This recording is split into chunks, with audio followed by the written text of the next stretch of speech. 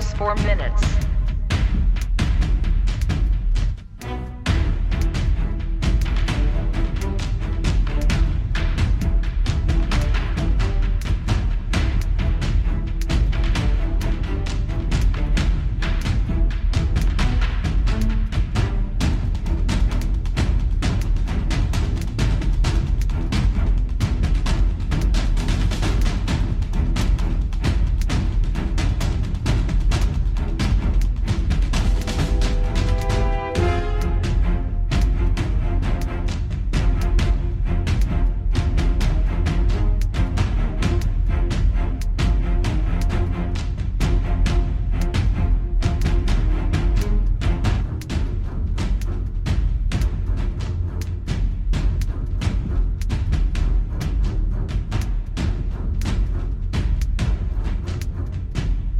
T minus 3 minutes.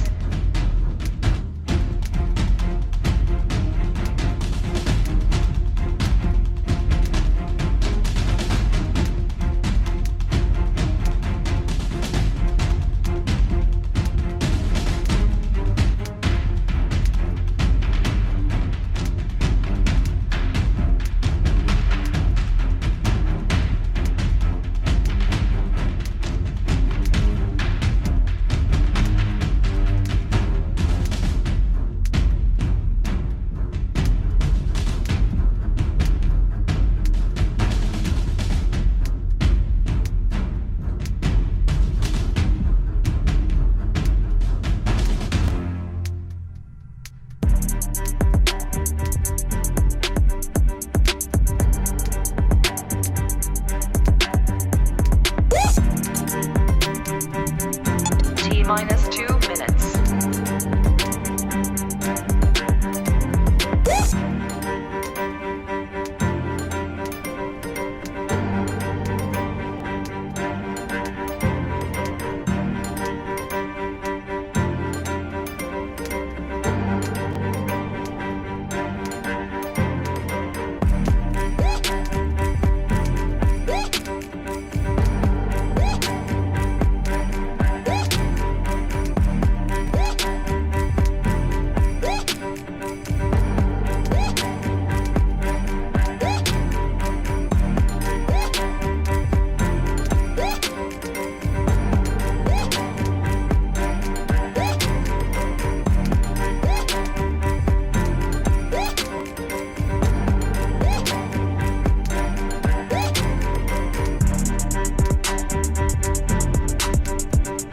T minus 1 minute.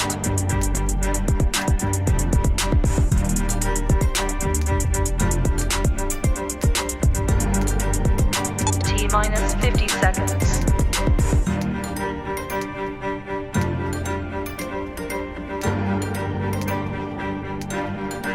T minus 40 seconds.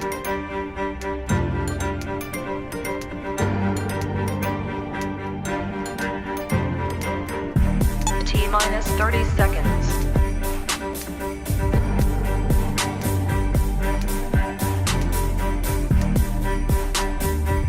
T minus 20 seconds.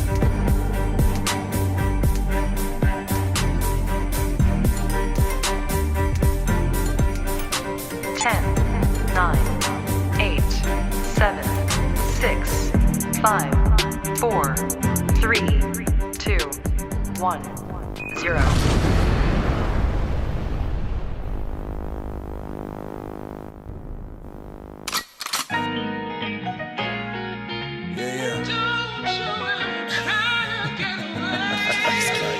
Yeah, look, black and blue lines. Yeah. Hey, that's a new vibe. Yeah. Hey, black and blue lines. Hey, that's a new vibe. Hey, park catalyst. I think we got a hit. Hey, black and blue lines. Look, we got Prince, Blue and Sgt talking black and blue lives. The black and blue lives. It's Steppe and Blue.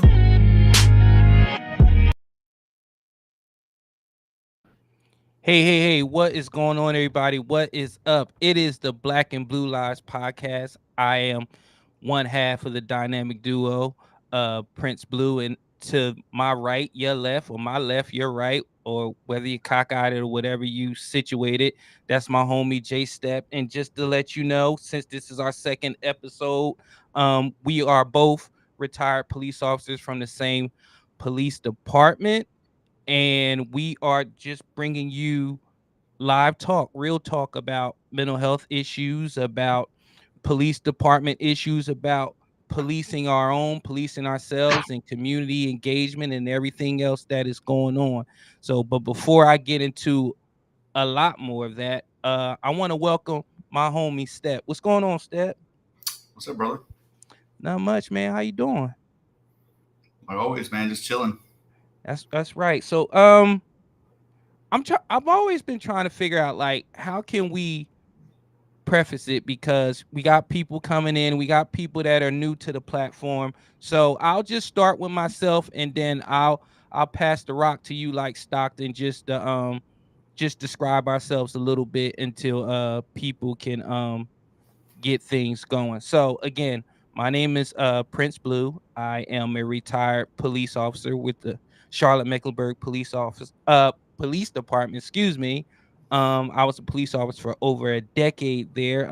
Did all my work on third shift. Um, I'm a retired veteran. I suffer from uh bipolar disorder, major depressive disorder. I was diagnosed with PTSD. So just to let you know, when we talk on this platform, we're not talking from outside looking in. We're actually in the club. So you're gonna run the gamut of our perspectives on this show. And Step, go ahead. Yeah, so I'm a retired sergeant with the same department, Charlotte Mecklenburg Police Department. I was a sergeant my last 7 years over street crimes unit. Uh, I was also diagnosed with complex PTSD, and I think that's it. You think that's it? Any more else popped up since we Depends last on who you talked? ask. I think along comes out, I've suffered from some depression along the way, anxiety, social anxiety and stuff, just being around loud noises and stuff that I've been working through. So I think that those are just signs and symptoms of the actual PTSD. So, and Prince Blue is a doctor. So he's actually, Why is that always like? First of all, hold on. Yes, I am a doctor.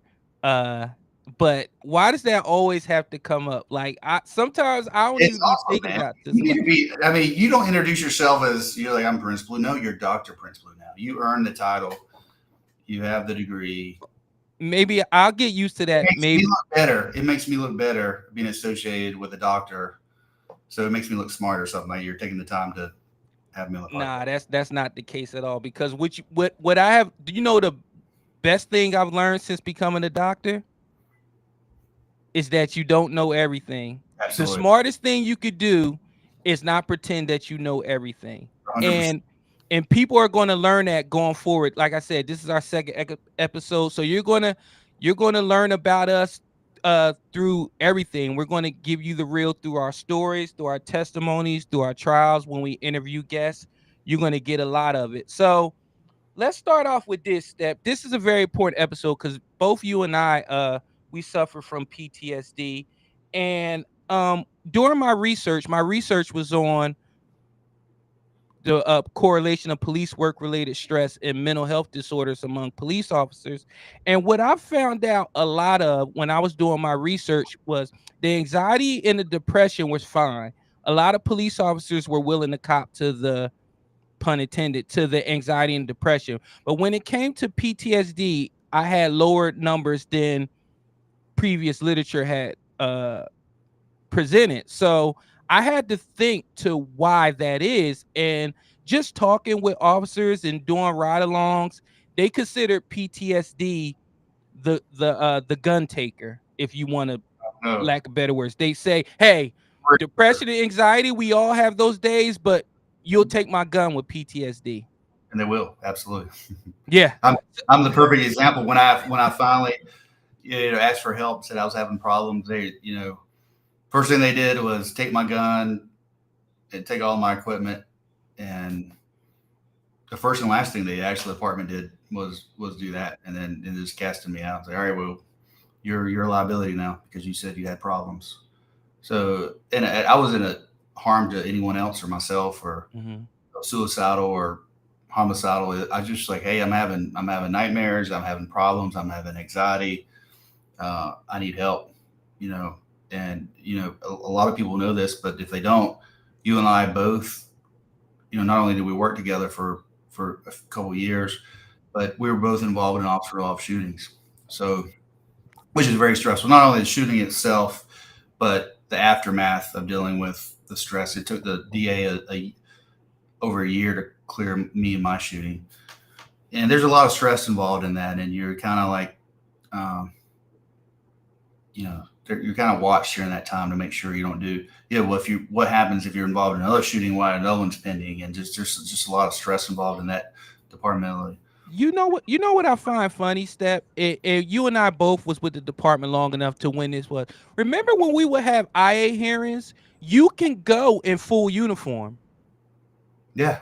Which includes, guess what? Your firearm. So imagine, you want to take my firearm because I say I have problems. But if I'm going to a hearing that practically is probably deciding my life and my career as a police officer, I could carry my firearm. Yeah, it didn't make a lot of sense. It did make a lot of sense. But I wanted to start with the tagline with this. We sign up to protect others, right? But why aren't we protecting ourselves? And I want to talk about that because when people talk about PTSD, people they think of the glamour part of it, like this one big event and it has you like stuck and you're having the nightmares, you're having the tremors, you're being cautious and you're being overzealous and you're being overly aggressive. So I want you to listen to what Joe Rogan said on his podcast when it came to what police officers go through on a day-to-day basis.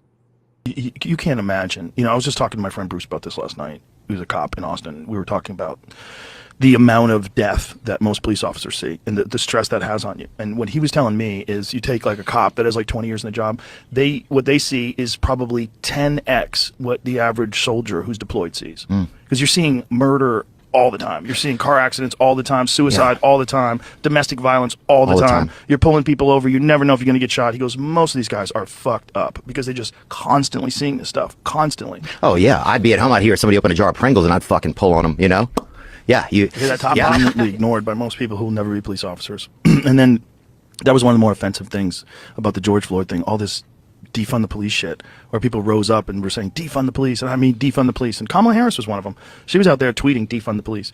And because of that, crime just ramped up in certain communities.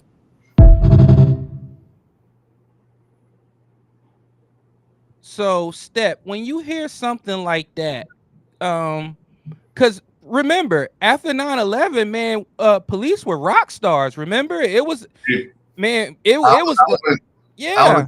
During 9/11, and even though it affected mostly Manhattan, New York area, but it had a widespread effect, just like in the opposite of the George Floyd protest. 9/11 had the opposite. So you'd walk in and there was a sense of pride of wearing the badge and being in a uniform. Support, people were buying you dinner and coffee and coming up and thanking you for your service, and it was probably during my service the greatest time to be a police officer. And I think the turning point started when Ferguson happened, and then a double whammy, and it's just been downhill ever since when George Floyd protest happened. And you and I were both involved in the protest of 16 after our officer motion. We had massive riots. We both were. I was a platoon sergeant of the riot squad, and you were on the riot squad, as well as 2020. And to Joe Rogan's point, it's a cumulative. It's just not a shooting. It's just you were almost killed in a wreck. You were unconscious, and you should have been killed due to the damage of your vehicle, and you survived. And then you had that trauma, and then you had your shooting. But it's also the little incidents, the DVs, that come back and or the dead children, the car wrecks, the suicides, to this point. I mean, I've seen hundreds of bodies. How many people have we had to put in body bags? Too Some many. How many people we sit there and watch die and know they're going to die? And Too many. They're going to be okay, and you're lying to them, know they're going to die.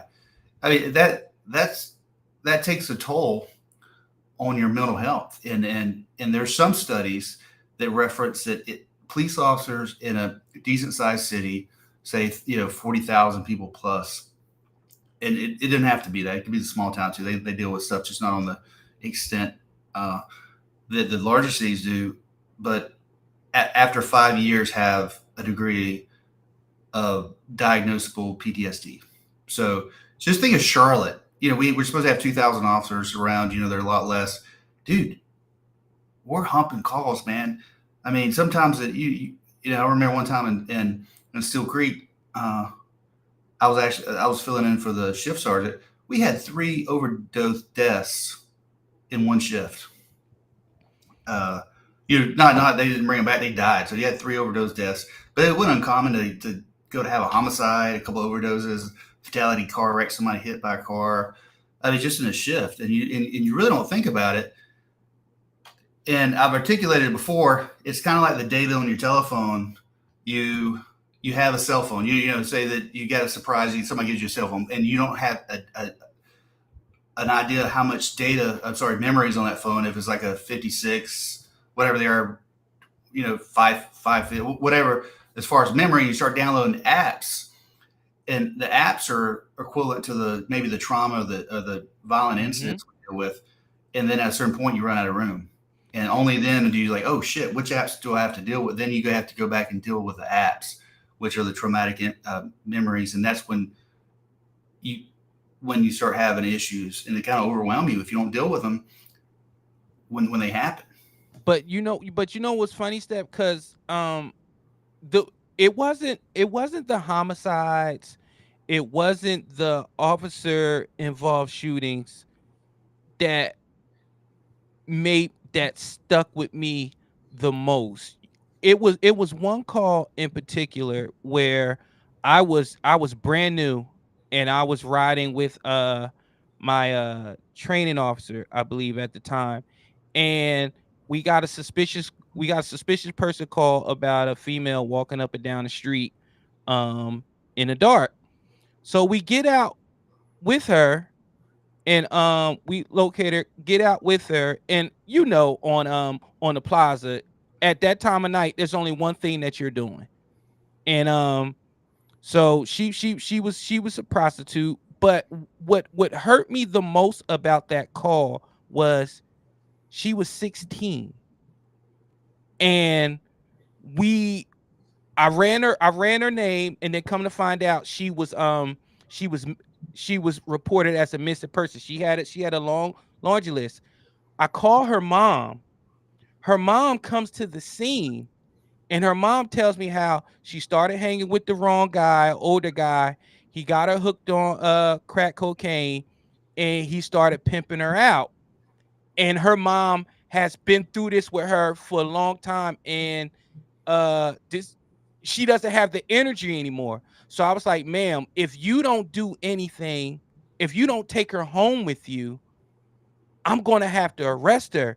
And the mom looked at her, looked at the kids in the car, and she said, I can't do it anymore. I got to raise your brothers and sisters. I can't deal with this.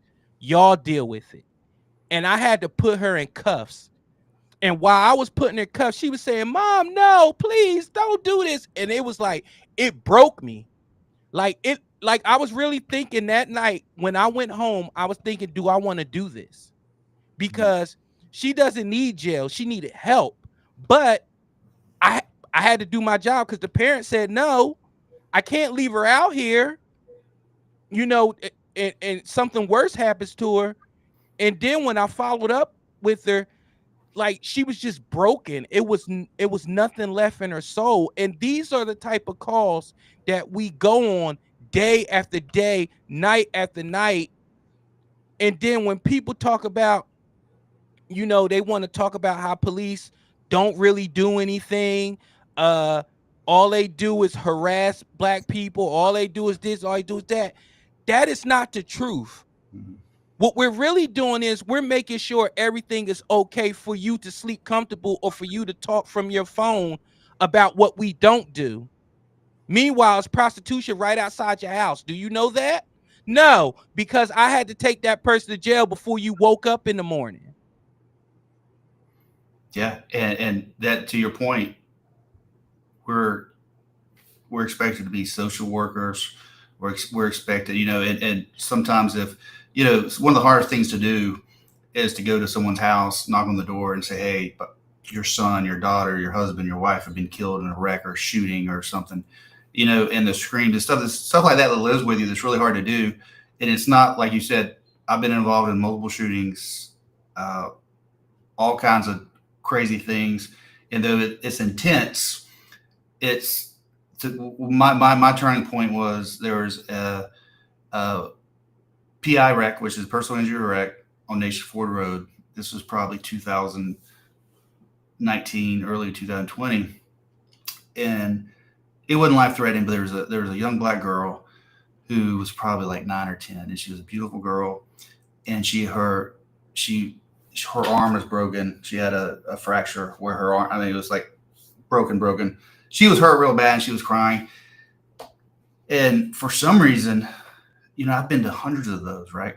Mm-hmm. And we're expected to, no emotion, right? Somebody, fuck y'all, F pigs, F12, all those. We're supposed to just take it, right?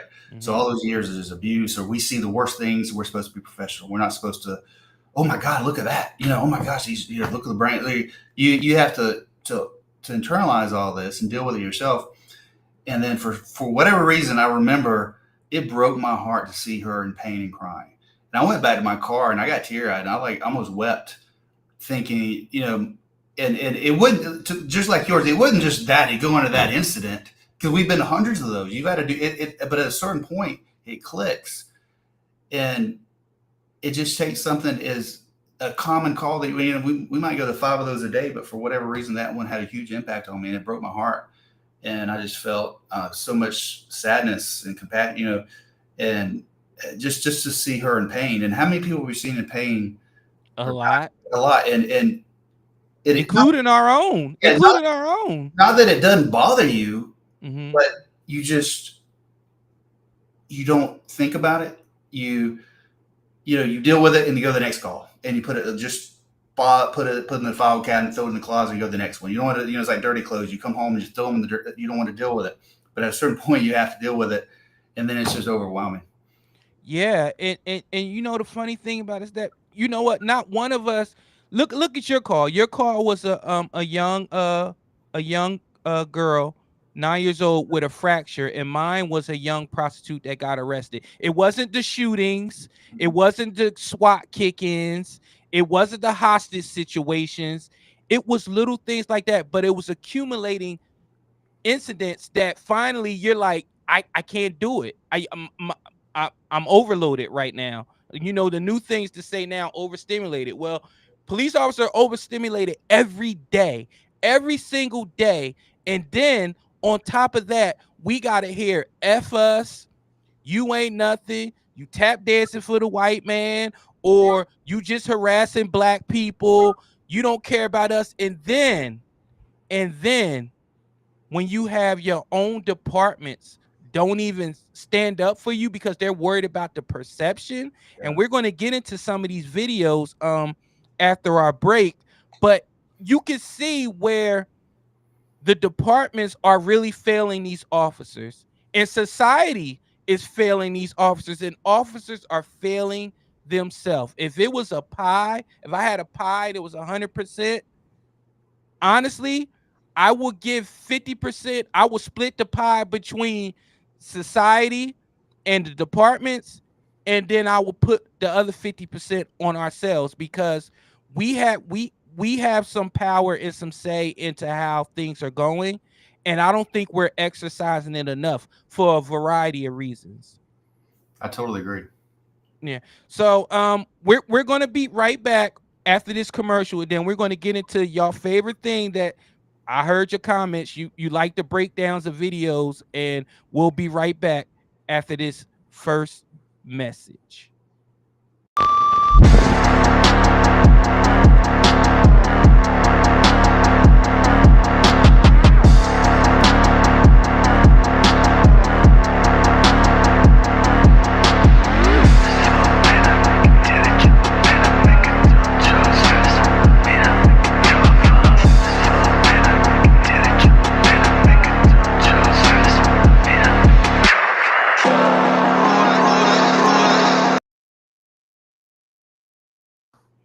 That's right. What you saw right there was a pure movement from Wednesday through Friday. We got you covered, starting with Black and Blue Lives on Wednesday at 8, Thursday, Real Time with Prince Blue at 8 o'clock. Then on Friday, we have you with Trifecta Hour at 8 p.m.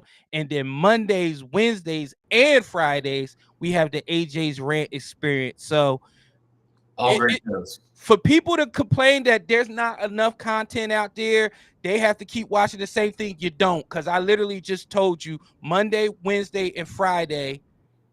Pretty much we got you every day covered except for Tuesday. And that depends on if something happens. We might jump on for emergency podcast or something like that. So make sure y'all go to all those apps, click the notification bell, subscribe, and then when we go live, you'll know what we got going on. So Step, I got some videos that I want me and you to go through. I want to start off with this first one about de-escalation issues and how some police officers are failing, the departments are failing them, and society is failing them. Take a listen. We are so heavily pushing de-escalation. I think we've pushed it to an unsafe point where it's time to handle business and our officers are not seeing the signs and they're trying to de-escalate and they are causing a hesitation in themselves. When you cause hesitation, you increase injury and the potential for injury. So all of this hesitation that I'm seeing is we end up using a higher use of force than if we would have handled business when we could have up front. So that is one of the biggest things I'm seeing with the social skill stuff is, yes, they're trying to use their words, but really how does a 21, 25-year-old try to relate to a 40-year problem between a couple and they have no way to relate? And here they are trying to de-escalate when the guy's got his fist balled up, he's starting to reach towards a pocket or something like that. Yeah. And me, old school, I'd already tackled him. They'd already been on the ground. I just slapped him across the face, done something. And you just, sir, you keep getting this sir sandwich stuff. Sir, no, don't. And I'm like, handle it. Like now we've gone to a taser or pepper spray or baton when you could have just taken him down on the ground Right. and put, little joint manipulation, put him in cuffs and dust him off. Good to go.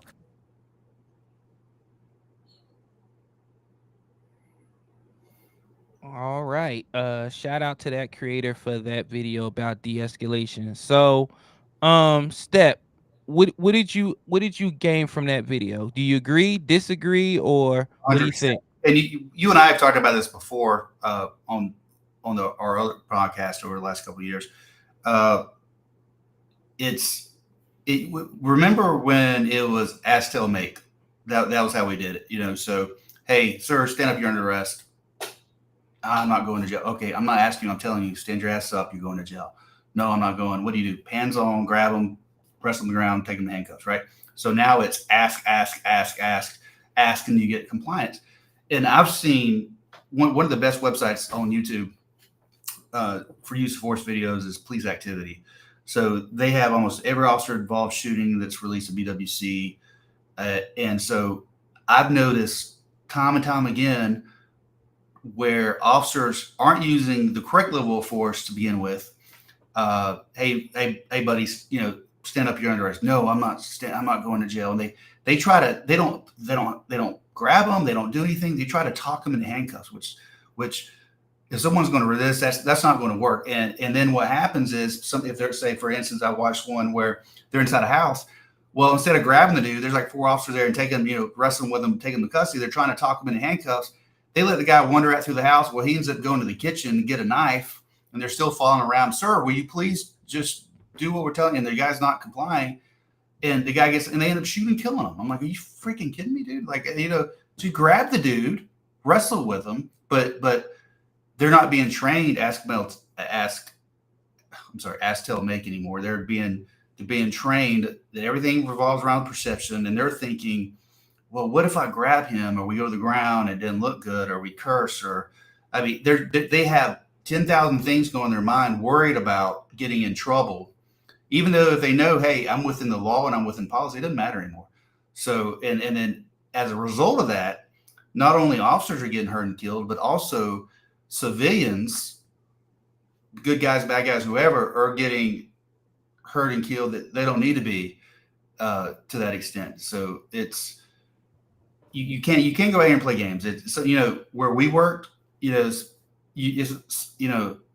sometimes SIR doesn't work. Sometimes you have to get aggressive with people. And de-escalation to me is like a fancy word for please just do what I ask you to do, please. That's all it is, because de-escalation, it's a cute word, but putting it in practice in real life, you will see, like, unless you're really have the gift of gab, it's not going to work the way you think it's going to work.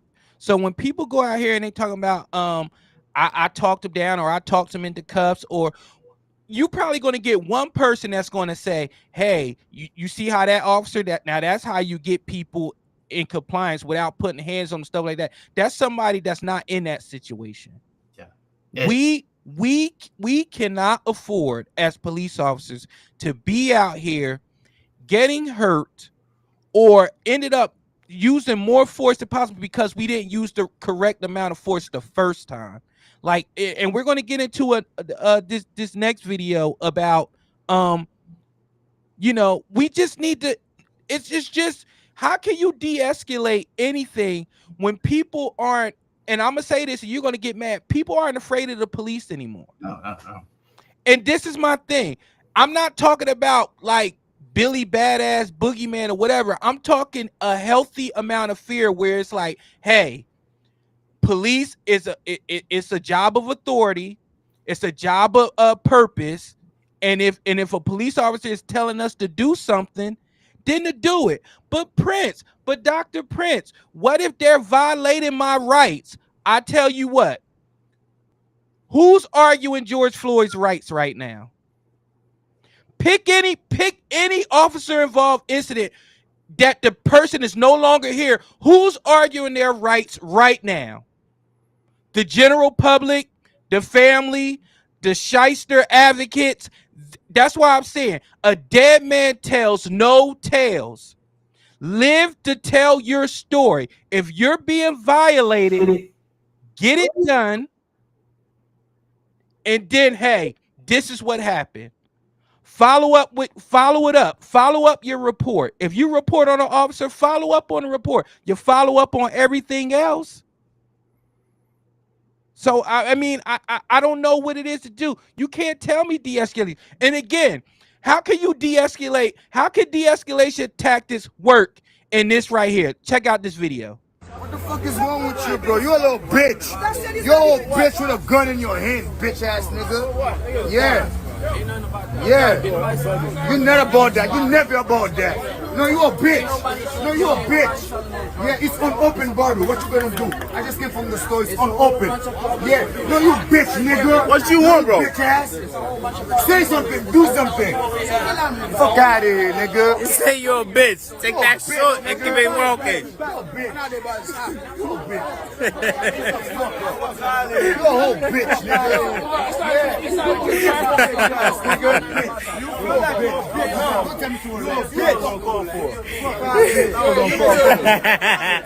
Yeah, that's the fucking members. All the fucking members, nigga. That's the members. They not going out like that. They not going out like that. Fuck out. I want y'all to see something. Look at his foot. I was Look, just going to say, look just at his foot. Going out like Look that. at this foot. They not going out like that. ankle mark. What's that on his foot? The ankle mark. I saw that. I was bored that out. Let me go on this one, because this is why Black and Blue Lives it works, and I really believe in the foundation of this, because as a black man and as a police officer, I can talk from multiple perspectives where you cannot talk from. Let me tell you what that is. That is the result. That is the George Floyd effect, which you just saw. That is departments that acquiesce to individuals that are parasites on the community and parasites on the world. What you just saw there was a police officer trying to do his job, and a guy literally bowing up at him, shouting profanities at him, telling him that he'll slap the shit out of him. Forgive me if I'm wrong. In the United States, if you verbalize that you're going to slap the shit out of a police officer, Steppe, is that a crime? Absolutely. Communicating threats. Disorderly conduct. You get it for communicating threats, disorderly conduct. He's there sitting cursing. He's trying to cause a disturbance. But yeah. So, again, if he would have placed him under arrest, he was well within his powers, right? Yeah, under North Carolina state law, absolutely. They're in Massachusetts. I can't say right. And so I don't know, but so I assume they would have the same similar. So I'm gonna tell you why, Steppe, he didn't do that, because he got 14, 15, 16 other pack of black individuals around him, and the perception wouldn't have looked good. Mm-hmm. He's just talking. He hasn't touched you yet. Why you so triggered by words? Yeah. See how they handle us differently? Blah, blah, blah, blah, blah.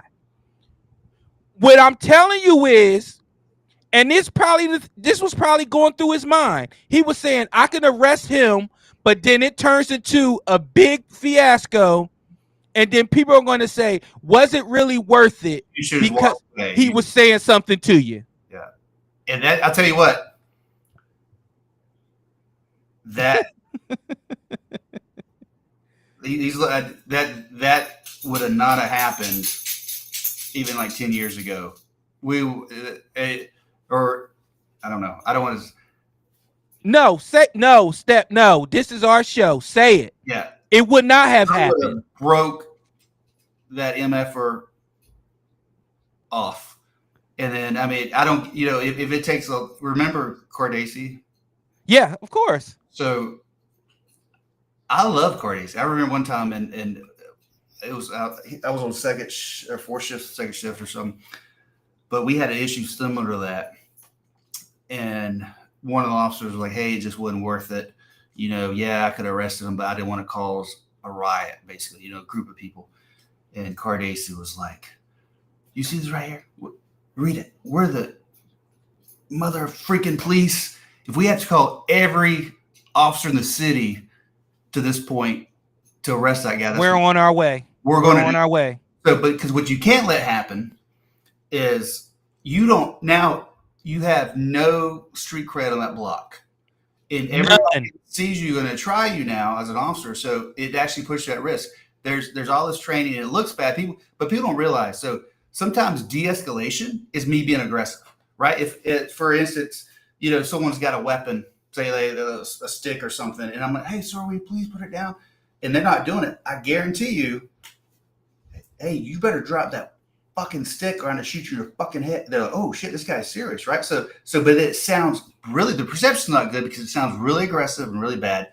You can't de-escalate with some people, and they've been using de-escalation for when I was in the police academy. They called it verbal judo, which is the same freaking thing. Now it's a catchphrase. But the problem now is you ask them, they used to say, ask, tell, make. Now they're like, ask, ask, ask. When you ask them 35 times and then you take action, well, why didn't you do it 40?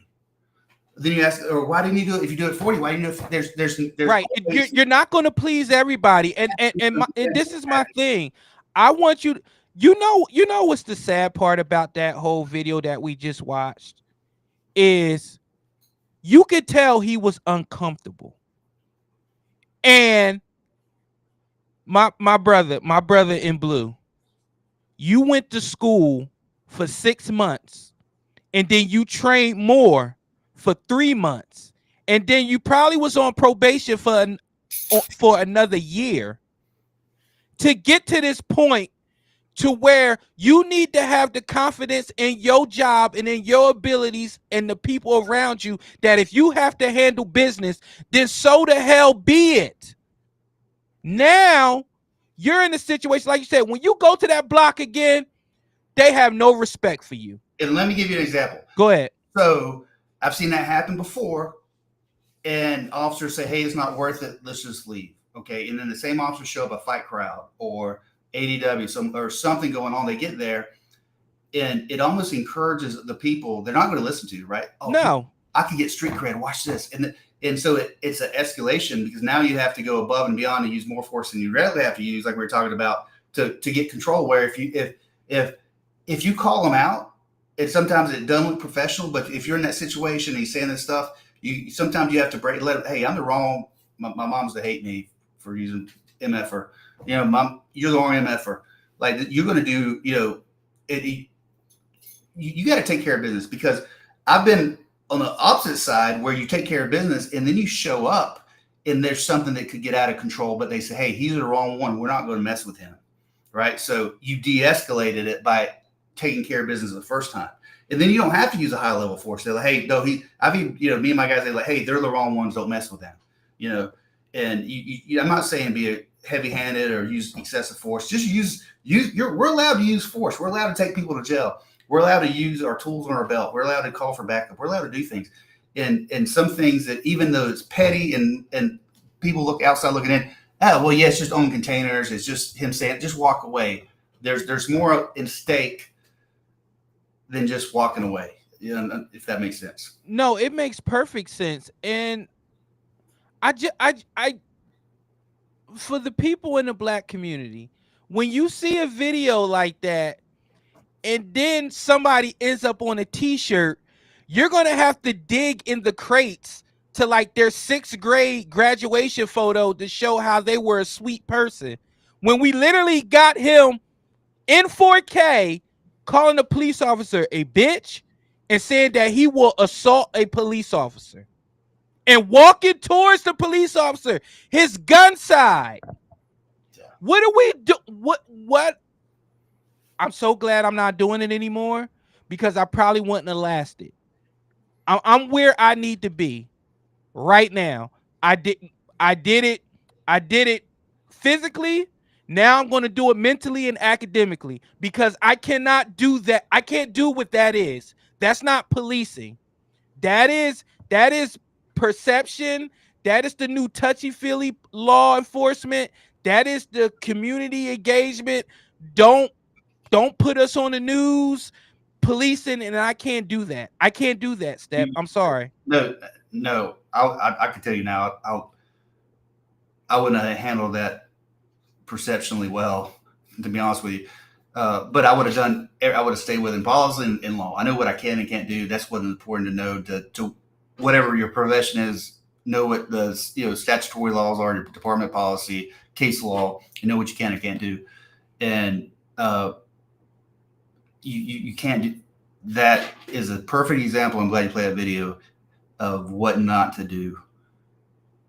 Now, with that being said, I got another video, but I'm gonna play that after we break, because that last video got me so high. I need a break, whether it be short or not. So let's do some merch. It's always lit over at ajsrantroom.com. We got the best bags and accessories, our beloved Black Series. We got fresh lids for you hat lovers, fire jackets and hoodies, and of course we got you covered on the t-shirts. So head on over to ajsrantroom.com and get to shopping. You won't be disappointed.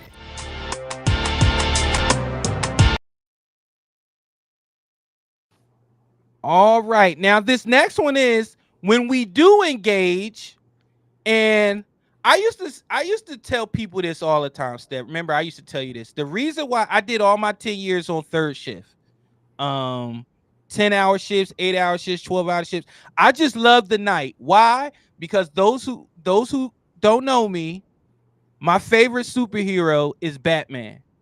And I just love how Batman did all his work at night. Like, you never see Batman fight during the day unless he with the Avengers.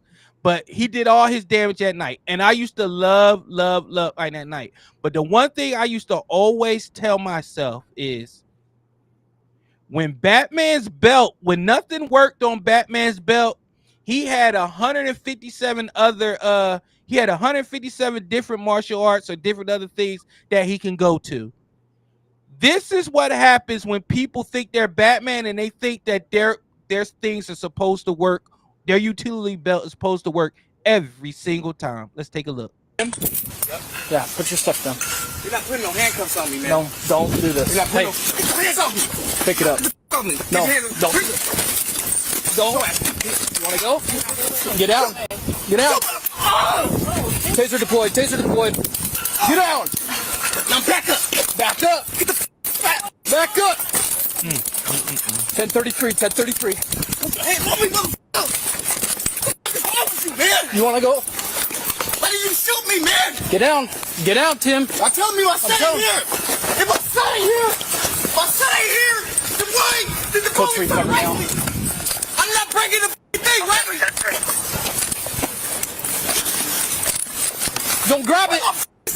Get down.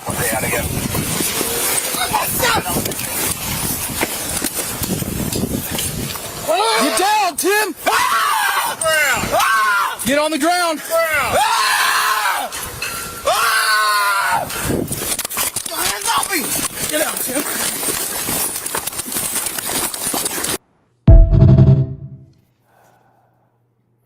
Step, talk us through it. So I would always tell my guys, and Charlotte is a large city, so we had, compared to a lot of cities, we had a lot of good training. So we always practice transition drills, right? So transition drill is, hey, say, you got someone who's going to be active aggressive and you need to use a taser. So you have your taser out, right? So you deploy the taser, something happens, he comes back at you, it wasn't effective. You have a couple options. One, toss the taser, right? That's not ideal, but sometimes you have to do that. The other one is to reholster the taser and go hands-on, right? Or in his case, he chose OC pepper spray, or if it's Aspeton, or sometimes it's just hands-on. But I've seen that a lot where it seems like it's the younger generation officers where they use a taser and it doesn't work and they're stuck in midbrain is what we call it. When they're like, they don't know what to do because they're oh, well, this should work, or they don't. You've seen before where that particular taser should have two shots with it, right? You do a transition, you hit a button and transition it to another cartridge, and you have another shot. And you have officers fumbling with it because the muscle memory is not there. So when they go to deploy the taser, they got one shot in there in midbrain. They can't figure out because they don't practice under stressful situations. Training experience and all this comes in, and they don't do it. And they're not. I mean, and two, if there's times when you don't want to just go in and tackle and right. Say you're a female and you're alone.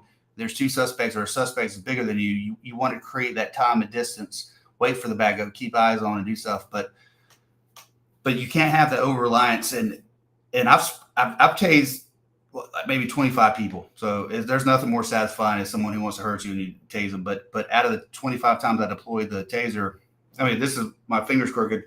I tried to deploy it. Belmont Allen tried to tase a guy, take him to custody. I grab him. We start fighting. He swings, I swing. I disengage. I pull my taser and pop. And he has a jacket on. It doesn't engage. I reholster. And he swings again, and I block it. And he just looked at my finger, and we go hands on and get him in it. So out of the 25 taser deployments, maybe like 7 or 8 weren't effective. They hit the target, but due to clothing, if it gets a good deployment, regardless how tough they are, they're gonna get the full effect. They can't. But a lot of times it's loose clothing or the jacket. Those prongs don't hit. I've sprayed a lot of people.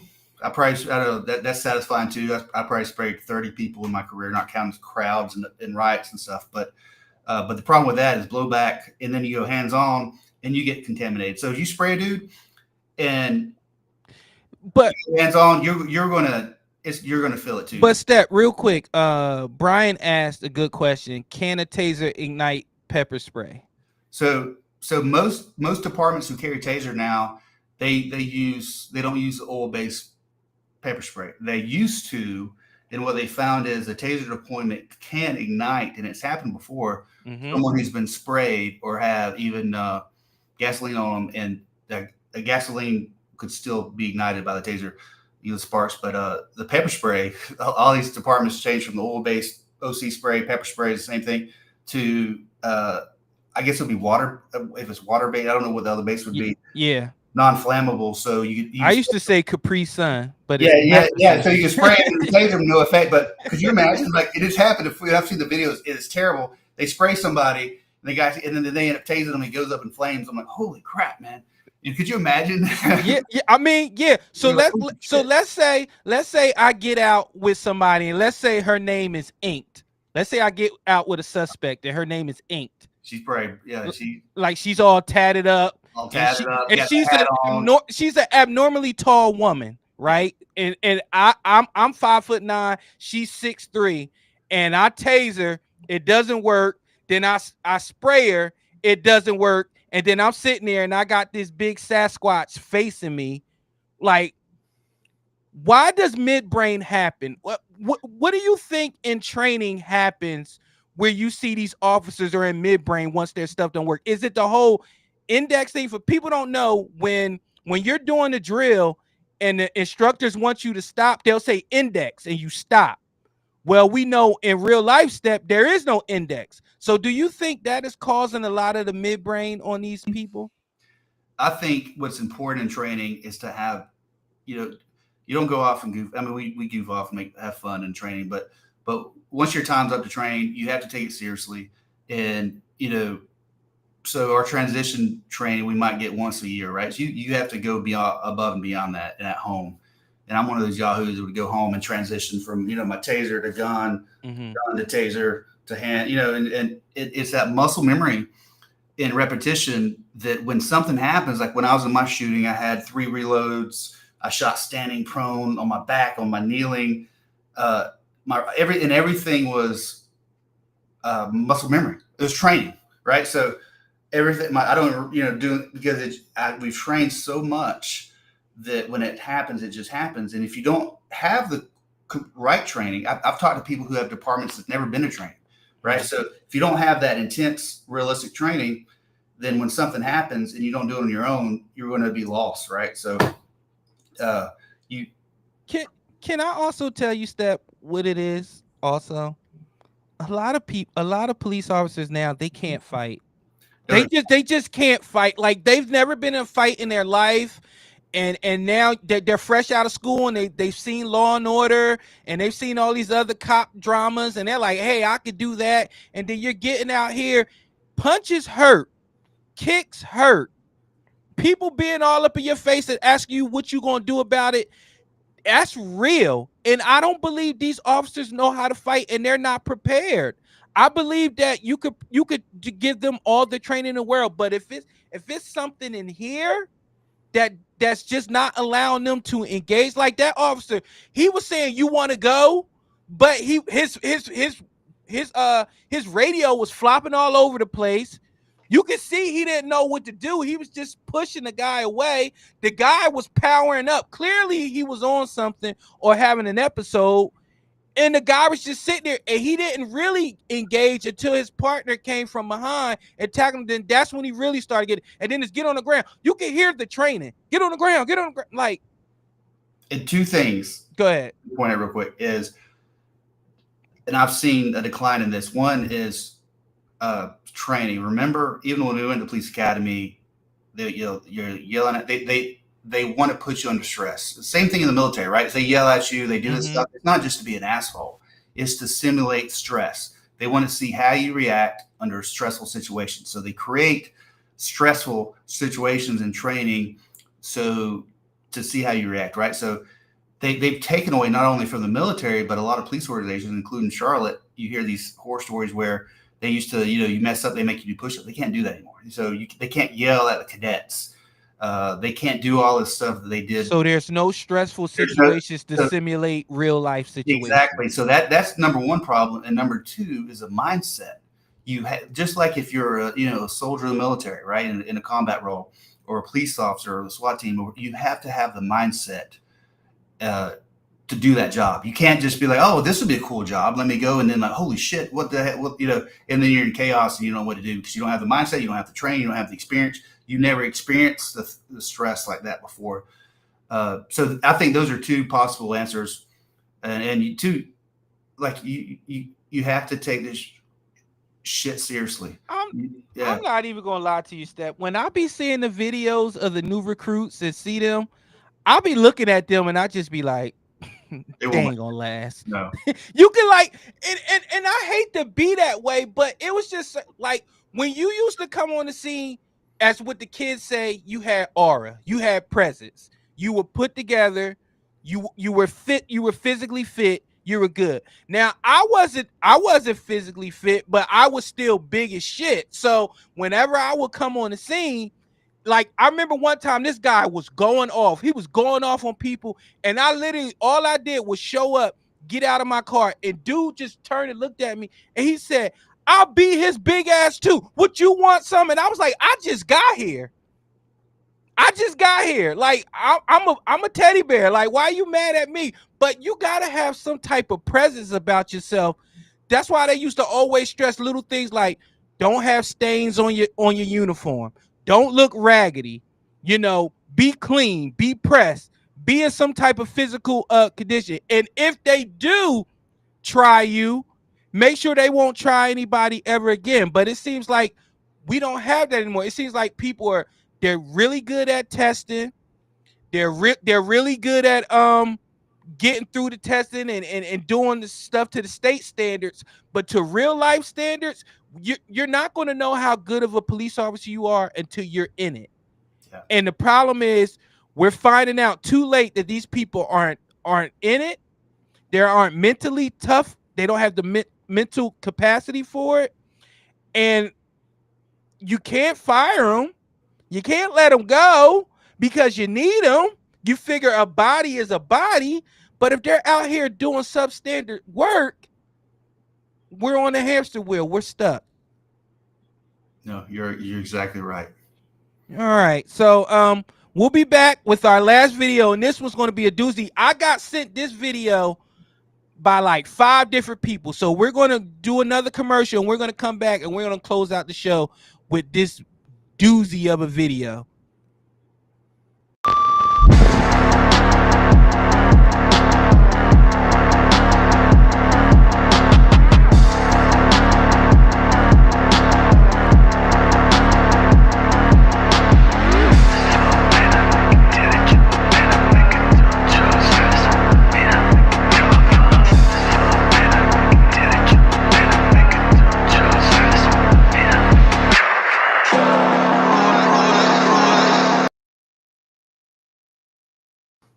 That makes me want to put on my uniform and go out there and do nothing. Go to the 7-Eleven, get some free coffee. Get free coffee. Chuck my deuces up at Habib. The hot dogs that have been on there for like 4 days. Oh, those the best hot dogs. How long those hot dogs been on the roller? I changed them 3 days ago. Great. Give me one of them. Give me one of them. Put some mustard on. Like third shift and slamming 3 or 4 of those down. Right. You would walk around with your big, like 6 big gulp. Yeah. Let me not relive those. I'll be on a homicide call and Prince is just sipping his big gulp. Yeah, don't let me relive my type 2 diabetes days. But listen, this next video, are you familiar with Naked Gun movies? The Naked Gun movie, Step? Yes, me. Yeah. Yeah. This is literally a Naked Gun movie. It's so much stuff going on in this video, but this is going to wrap everything we've been talking about in a well wrapped present of what are we doing. Get the fuck off of her! Get the fuck off of her! Get off of her! Sit down. Sit down. Whoa! Sit back. You're gonna Sit down. Sit back. My daughter!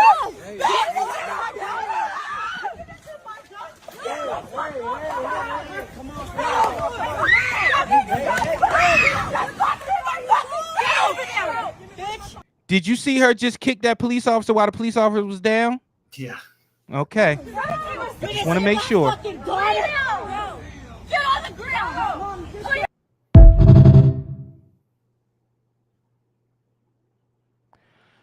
So what you see is a family, 6 generations of pieces of crap, and you can see why the daughter is actually in handcuffs. Let me tell you what I thought when I first saw this video. My first thing was, and I gotta be careful because, as you can see, it's not just a woman thing, it's also a man thing when it comes to these police officers just not having the mental fortitude to do what needs to be done. But when she got swung on the first time, and then, if I'm not mistaken, was that not a corporal there? So you have more training, more experience, and you're allowing your officer. Why aren't you on the radio? Immediately when that got, I would have been on the radio. Headquarters, start me some units, step it up. Headquarters were fighting one. They didn't know what to do in that situation because they were being attacked by a pack of wolves. I mean, what are we doing here? There should have been haymakers. Oh, yeah. There should have been tasers. You get one person on the ground. Sometimes when you see one person riding that lightning, you saw one guy with one arm try to help the police officers out. Step, what was going on in that video? I don't know, but you made a good point. First thing you need to do in a situation like that, you're outnumbered, right? Some of the worst fights I've been in have been with females. So, and when we train in use of the force, they don't distinguish between it's ability, right? But it doesn't distinguish between if it's a 14-year-old kid. Sometimes they're bigger than we are. If it's a female, of course, elderly person, someone. There's certain times when you want to take precautions. I don't want to go to an 80-year-old guy who's trying to kick me in the face. But people don't believe me. One, the best way to handle a female is grab them by the hair, right? So, but now with the weaves and stuff, they could come out. But punch in the face. I punched girls in the face before, and it sounds horrible when people look at me like I'm a freaking man beater. But there's incidents where something like that, the officer have been completely, you're outnumbered. Those women can hurt you. They haven't been patted down. If they have a cutting instrument, if they have a weapon, it's not inappropriate in that time. Sometimes you're getting kicked, you're getting beat, is you have to use a higher level of force to prevent the other people from coming at you. So you have to set a standard. I remember when I was kicked in the balls by a female because I had this mental block about, it's a female, it looks bad, you're big, she's small. But when she kicked me in the balls and then she spit in my face. Yeah, they'll hurt you, dude. I mean, because they're women are wily and they scratch. One of them will scratch my eyeball. Like they scratch and they hurt and they like to cut like it. And I'm something, something. You've been here, Step, during the DV. Who's the worst person to handle during the DV? Female. And she's literally just got beat up by the person that she's calling us to take out. But since we now putting hands on them, now she feels bad, Stockholm syndrome, and she's swinging on us. And we're like, what the hell is going on? Like, I'm telling you, I've been on these calls. When you're dealing with a woman, they spit, they scratch, they kick because naturally they're thinking a man is not going to look at me that way. He's not going to retaliate in the same way. So I could get 3 or 4 or 5 or 6, 7 hits off before he realizes, well, if you're not messing with the right ones, because you and I, we don't play them games. And it sounds bad, but you have to take care of business. You can't get hurt. These women will hurt you. So I've seen women like that beat the hell out of men bigger than me. So you can't take them for granted. I don't ever condone punching women in the face, outside of doing lawful duties like that. But sometimes you have to. And I guarantee you, if you get on the radio to get help, you're outnumbered.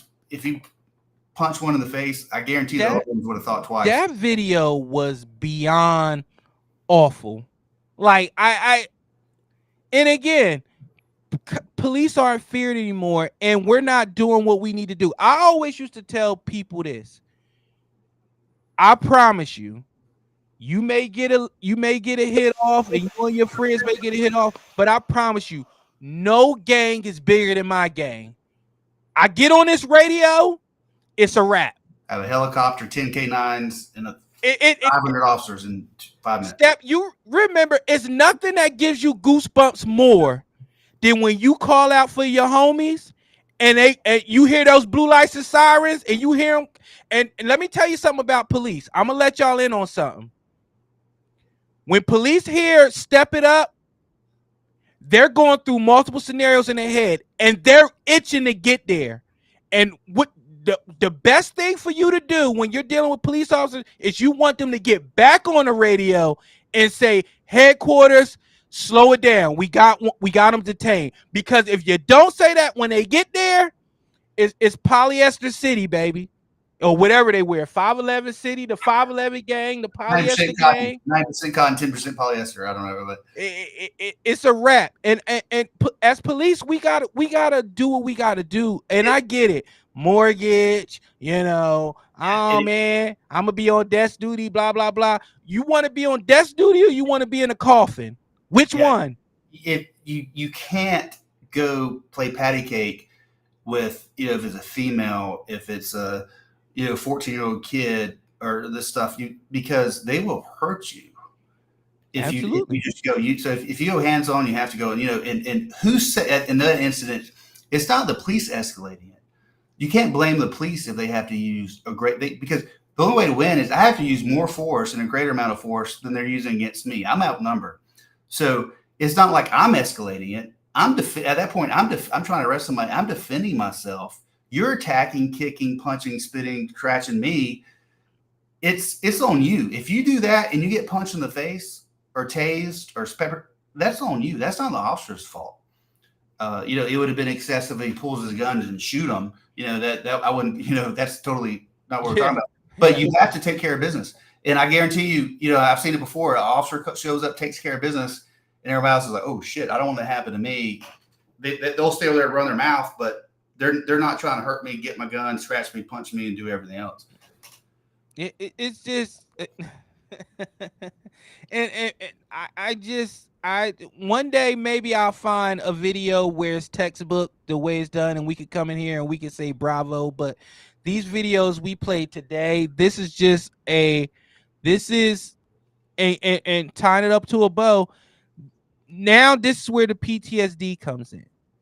This is where the depression sets in. This is where the anxiety sets in on the next call, because you remember when you got kicked in the head when you had a person down on the ground. Now you're more anxious. Now you're more lathered up when you go on a call, and you're going home. You're all hopped up, and you're going home. And guess who you're going home to? Your family that has no idea what was going on. You're mad at them. You're mad at your kids. You're mad at the world.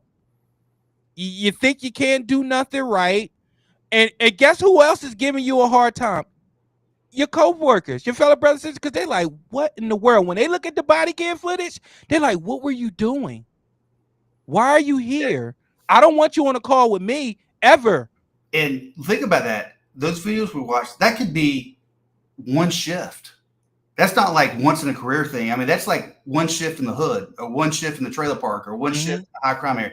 That's, it's not unusual to get in that and more in one freaking shift. No, and sometimes 3 or 4 of those in a night. And think about it. Like, my issue now is all the years, 22 years of the riots and everything, of everyone, F you, saying this stuff like we watch, and you have to put up with it, and you can't say anything. You usually have to take it. And then what happens? You're all amped up. You come home, and then that's the safest place to release that stuff is, wife, husband, kids, parents, whoever you're living with. And now my thing is like, what worries me is I'm not very good at holding my, if I'm worried that I'm going to somebody's going to say something aggressive and I'm going to lose my temper, because all those years of having to put up with it, can't say anything. Now, I can say something now, but it's just all that aggression. Yeah, because my wife now, like I'm very like for the most part, I'm very easygoing. But once you get me in the red, it's like, okay, because you dealt with it for 10 years or yours 18, 20, and you're like, okay, now you know what? I don't have to hear, I'm gonna call your sergeant, I'm gonna call your supervisor, I'm gonna do this, I'm gonna do that. There's none of that. So now you're overcompensating for those years of when you had to take it, when you didn't feel like nobody was gonna back you. And I just want officers to know this: when you are struggling, when you are having issues with your mental health, and the job is wearing on you, I want you to remember that you have the ability to mitigate some of that by handling business early. If you will handle business early, you won't get kicked in the head. You won't be going to the ground. You won't have a taser that's not working. You won't have to shoot somebody. So I I'm gonna always be empathetic and sympathetic to our brothers and sisters in blue, but we have to understand that when we're out there, it's just us. We can deal with the paperwork, the perception, the news clippings and all that stuff later. But if you don't make it home, there's nothing to go over. Now you're just at end of the watch post where people are still going to call you garbage. They're going to say one less pig on the street. And We got to do better. And the difference is too is years ago, say before 2016. I think when that's what started going change in 14, 16, about 16 is people used to not like us, but they had a respect for us, a certain level of respect. And it used to be where people would cry. You'd have the hardest dude in the neighborhood, and he would beg and whine, "Don't take me to jail, man. Don't please, man, please." I love them. Those are my best videos. Please, man, please. But now they know nothing's going to happen to them. Nothing. They'll get out before we get out of intake, the jail. They'll get out and get probably a no bond. Nothing. MPC. And then the charges get dismissed. They don't have to spend, but now it's like they don't have that. They didn't like us in respect. They just, they're the law. They knew we could take them to jail. Now it doesn't matter if we take them to jail. They laugh at us. There's no, I'll be out before you. Ha ha ha. Like it's almost to the point where we saw it here in 2020. It was the closest thing to anarchy I think we've had in probably since the protests in the 60s and 70s or whenever, so. Yeah. And then make sure maybe next week that video I sent you really hit close to home. The speaker. Yeah. That was really, really like I talked, maybe next week or next episode. Yeah. But like I said, we're here to stay for a long time. We got so many videos that we're going to break down, but it's so much. And please, like y'all did last week, I love it when y'all send us videos that y'all want us to critique or what y'all want us to talk about. Keep doing that. So I will say again, Black and Blue Lives, you see all the social media right there. Make sure you like, subscribe, and follow. I'm Real Prince Blue. You'll find me on all social media platforms, Real Prince Blue across those. And as you can see, Steppe has every one of his names because he never can remember them. So he has them all down there at the bottom. Yeah. You have them on Insta, Steppe223, and TikTok, TOG4280. I know I wanted to get into more about the PTSD, but I wanted to make sure that I don't crowd the episode. I don't want it to be a session to where I have people like reliving their horrors and feeling a certain type of way. So I wanted to touch on it, but I didn't want to, because sometimes when you just keep saying it and keep saying it, making people relive it, you can make them feel not in a good place, and that's not what Black and Blue Lives is about. We're gonna have uncomfortable conversations, but we're not going to be here trying to crack down on people's mental health and make it worse. So as always, if y'all need anything, y'all just need somebody to talk to, please, by all means, 24/7. yeah, please call us, reach out, text us, do whatever it is that you have to do, and we will take care of that. We will do our best. Don't be afraid to reach out. We're not just available on Wednesdays. We're available throughout the week, 24/7. If you got a question or anything, please reach out to either one of us. So with that being said, we will see y'all next. Wait a minute. Hold on. Wait, I lied. Next week, we may have a special guest speaker because I will be going to graduate. I will be going to walk across the stage, get hooded, shake my professor's hand, and he will say, "Dr. Blue, congratulations. You are one of us." And I am super excited. That's awesome. Very excited about it. And that's also to let you know, to police officers out there, it don't stop. It don't stop. Once you put down your badge or whatever, you still can make an impact outside of the uniform. Does not define you. Remember that. It's a part of you, but it does not define you. So make sure you again, you reach out if you need us, and we will be back next week. And I appreciate y'all as always. Shout out to the social media game. We got 2 on Trifecta Hour, 61 on Real Prince Blue on X. We got 2 on Facebook. Hi, Mom, my wife, and I think my aunt. And we have 6 on YouTube. The Trifecta fam, AJ, Inked. We got Brian. We got Belinda. We got Pat. And I think that's all we had on social media. So I appreciate y'all. See y'all next week. All right. Hasta la vista. We out.